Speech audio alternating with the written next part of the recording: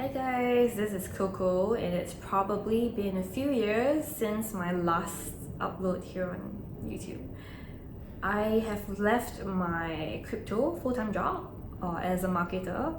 I'm currently a full-time tarot reader and metaphysical crystal supply shop owner. So what have I been doing for the last 5 years, right, being in crypto? I was doing a lot of product marketing and also end-to-end marketing for different crypto-related products. So this spanned across decentralized finance, blockchain, different layer 1, layer 2s.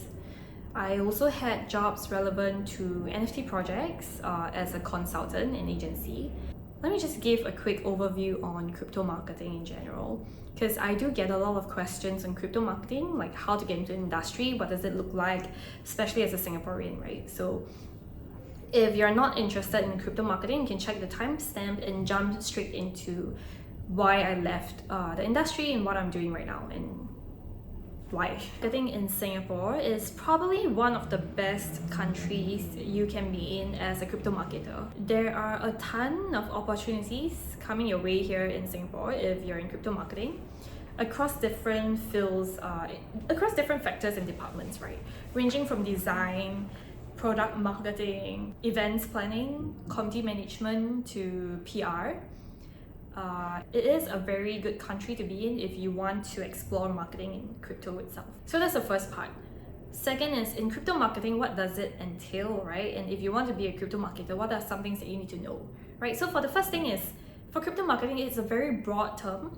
There are so many verticals and aspects to crypto marketing that makes crypto marketing what it is, right? Which is why there's always a talent shortage within this department itself.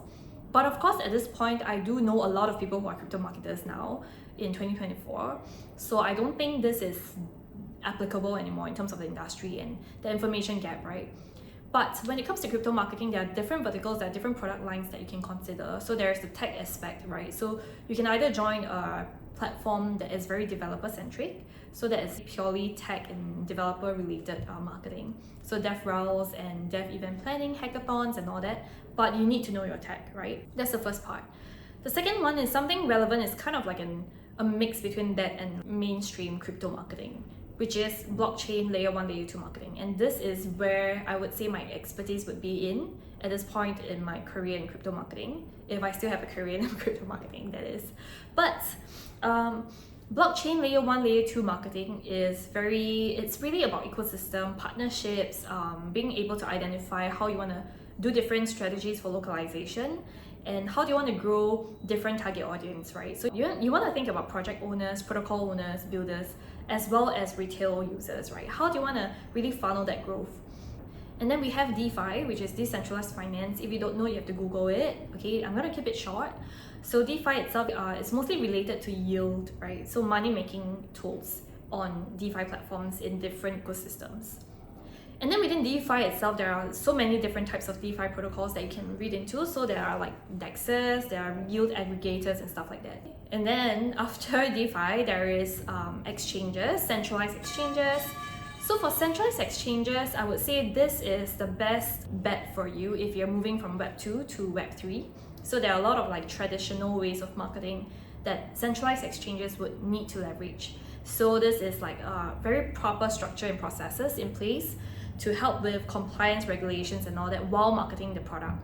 And the other part to take note of for centralized exchange marketing is you kind of need to know your traditional finance instruments, because a lot of them today, at least for the exchanges that are still around, they're pretty mature at this point. So you have a lot of complex and difficult to understand products if you're not actively really delving into all the different TradFi tools. So you need to know your traditional finance tools, and then you would be able to apply it pretty well in DeFi setting, okay? In not DeFi, in the CeFi setting, okay, centralized finance setting. So this would be something that you might want to explore if you're moving from a traditional industry to crypto. So that's that. And then the second part to this about crypto marketing is what do you do day to day, right? So because of the position I was in, leading a team, as well as for a specific product, which is a chain in an exchange company. So My day-to-day was really thinking about the strategy for how do you want to go to market for certain products, okay? And this would include omni-channel options, right? So there are events that you need to think of, all the activations, appearing in all the different key conferences for brand awareness, for conversions. So those are very different factors that would come into play. As a crypto marketer, most of you, if you go into crypto marketing, there's a high chance, like a 80% chance you have to plan an event. Being very resourceful, understanding how to convert users during events would also be very, very important. The other thing is community. So community in traditional marketing seems to be kind of like a growth hacking thing, is an option, is an alternative way for you to grow your audience. But in crypto, community marketing is key. How do you activate and retain your community? How do you further push your community to be incentivized to be part of your team, to help with word of mouth? So that is crypto marketing for you, and I'll just leave it there unless you guys have further questions about crypto marketing. Okay, so moving on to the next part.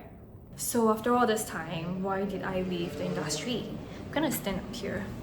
So honestly, I was just tired.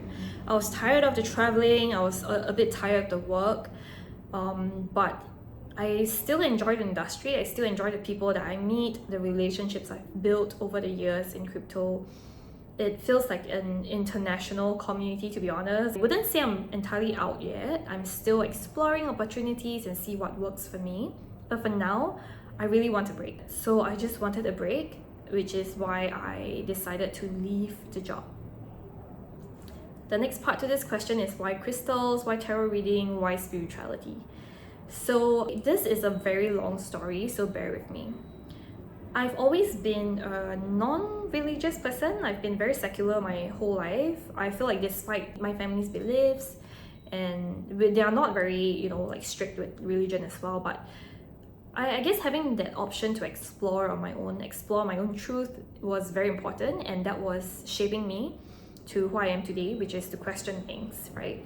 And as I grew up, I actually had a few paranormal encounters that is impossible to explain. Like, okay, I will go into details in the future if I do have an opportunity, but that has led me to believe that there are things that exist beyond human beings, okay? And I really believed in aliens, alright? I'm an alien lover. Okay, not that I love aliens, but I love the idea that we are sharing the same space as them. We coexist, right? But they're just multi-dimensional beings and we can't see them. But anyway, there's a rabbit hole. So this is the catalyst, right? Why I really started to deep dive everything. I started to read more about it because of this one document, which is the CIA declassified document about Project Gateway. If you're interested, I'll leave it in the link below and you can take a look for yourself. So Project Gateway was about how in US they actually sent some psychic soldiers to Monroe Institute to learn remote viewing, to train their skills and do astral projection. So that's when I think started to get more curious about astral projection and remote viewing. So I was on Reddit almost every night, reading about it, watching videos about it, all the theories, how it works and all that. And I realized there is some truth to it. But I kind of like left it alone for a few months. I was a bit tired reading about it at some point. And then one fine day, it actually happened to me. I actually astral projected. It was very scary. It was just, I believe, less than 2 minutes. It just happened to me. I don't really want to go into details, but I eventually managed to verify the information with people who were awake at that point because it was in the afternoon. I basically saw things in another room that was happening while I was sleeping. And I woke up like I was awake the whole time. It didn't feel like I had a nap. I woke up and I was panicking because I realized what happened to me, and then I went out to verify the information and I got it back. It was true and I was scared shitless, alright? So I was actually telling myself not to read about all this, for the next few months. But I slowly turned to crystals and, meditation and stuff to help cope with my anxiety. So again, anxiety is a deeper topic that maybe I will talk about it someday, that I don't think I've shared this with anyone but my current partner. I just never felt the need to share the anxiety bit with anyone. And I didn't know it was anxiety as well. So, but anyways, that aside, crystal, spirituality, meditation has really helped me in healing and in understanding myself and understanding what happens to me and managing, coping with my stress. I feel like so many people can really benefit from all these processes and structure and things that are actually quite mature in development. So if you look into spirituality, there are so many things that you can do and explore that have such sophisticated and mature systems and programs. And if it helps the person, I'll be really, really happy as well. Tarot reading, I've been doing it for a year plus. But I've only kept it to friends and family. And when I started the shop, it took me 1 month plus to start to try, working with strangers. If you're interested, I do have a few videos coming up regarding tarot reading, about understanding tarot reading as someone who's new to tarot reading, okay? So how does it work? What are the different types of readers? What can you expect in a reading? Is it the same as fortune telling and all that? So do subscribe and keep a lookout for my videos. But the tarot reading process has always been very healing for me, even as a reader. Taking people through their subconscious, helping them gain clarity and further insights into their current situations. I think those are key things, right? And that has been such a rewarding process for me. Like, I don't think anything beats that, like in my entire life. Tarot reading has been the most fulfilling for me when I see my querents coming in and gaining the clarity that they were seeking when they stepped in. So I really hope that more people would be open to exploring tarot reading, because it is working with your subconscious and understanding yourself, understanding how to work with your intuition. And of course, at Akashic Crystals, again, to make it very clear, I'm a secular practitioner. I don't believe in religions, besides higher self and collective consciousness, okay? It's not tied to any specific religion, although it's quite common in witchcraft practices. It's about healing, it's about protecting and manifesting. So in the future, I'll share more about like the direction, the different things about tarot reading. So if you're interested, do follow. Thanks, guys.